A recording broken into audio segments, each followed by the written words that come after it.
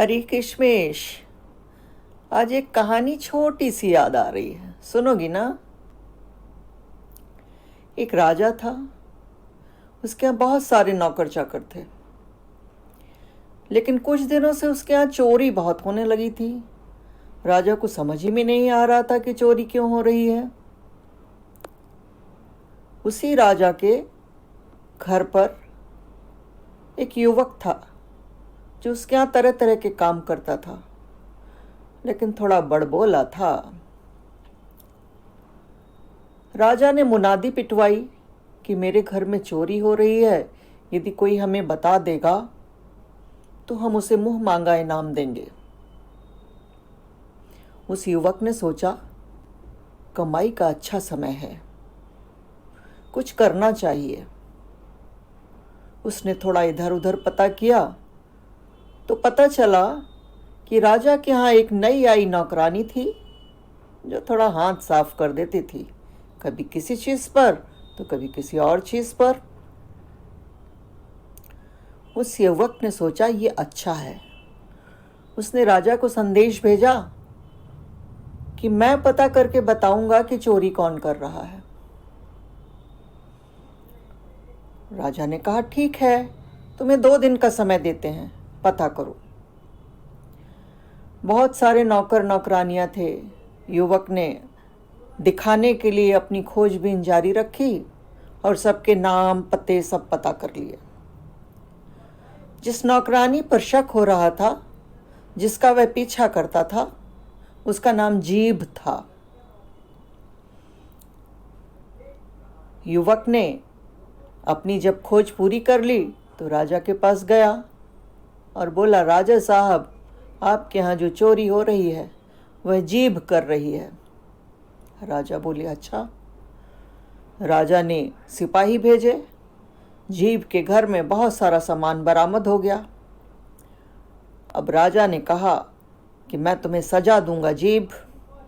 जीभ बोली, मालिक क्षमा करें, अभी तो मुझे बहुत कुछ करना है। तो क्या तुम चोरी करके करोगी? राजा बोला। जीभ बोली, नहीं मालिक, आपकी सेवा करके करूंगी। इस बार क्षमा किया जाए, अगली बार से देखा जाएगा, यदि कोई गलती करे तो देखिएगा। राजा क्षमाशील थे। उन्होंने कहा, अच्छा कोई बात नहीं, एक मौका तुमको दिया जाता है। और उस युवक को राजा ने इनाम दिया।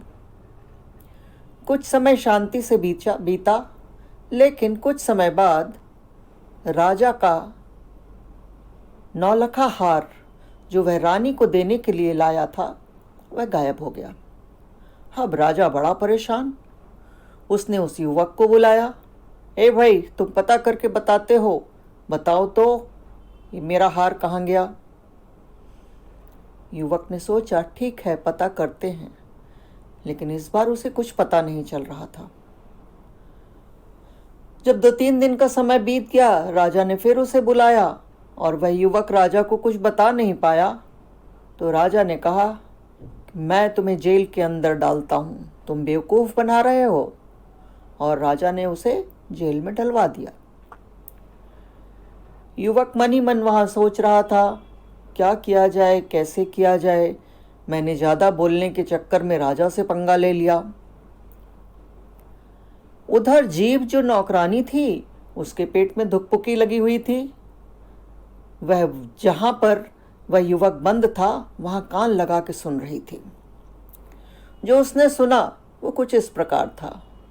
युवक खुद से कह रहा था, ये मेरी जीभ का ही सारा चक्कर है जिसकी वजह से मैं फंस गया हूँ। ना मुझे ये लालच होता कि मैं जा कर के कुछ बोल आऊँ राजा को, और ना मैं इस तरह पकड़ा जाता। इस बार कुछ पता ही नहीं चल रहा है।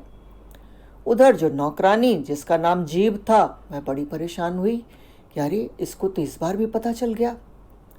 युवक फिर बोला, मुझे अपनी जीभ पर नियंत्रण रखना होगा, नहीं तो काम नहीं चलेगा। और उसने राजा को संदेश भिजवाया, मालिक कुछ बात करना चाहता हूं। उधर जीभ नौकरानी बड़ी परेशान हुई। उसने सोचा, ये तो राजा को सब कुछ कह देगा। राजा के सामने दोनों पेश किए गए। युवक ने कहा, महाराज, ये जीभ का चक्कर है जिसकी वजह से मैंने आपको इतना सब कुछ कह दिया। मुझे क्षमा किया जाए। मुझे कुछ पता नहीं चल रहा है। छोटी मोटी बात थी तो मैंने पता कर दी, लेकिन ये जीभ का चक्कर बहुत खराब है। जीभ नौकरानी ने सोचा, अरे इसने तो पता कर लिया, मुझे माफ़ी मांग लेना चाहिए। और जीभ नौकरानी राजा के पैरों पे गिर पड़ी। मालिक, क्षमा किया जाए, ये आपका 9 लखा हार आपको वापस देती हूँ। युवक आश्चर्यचकित हो गया, लेकिन ये तो कमाल था कि वो अपनी जीभ के बारे में बात कर रहा था और उधर नौकरानी का नाम जीभ था। राजा ने युवक को इनाम दिया और नौकरानी को देश निकाला दे दिया। किशमिश, ज़रूरत से ज़्यादा बोलना भी बुरा होता है। कहानी कैसी लगी बताना, मैं इंतज़ार करूँगी। बाय किशमिश।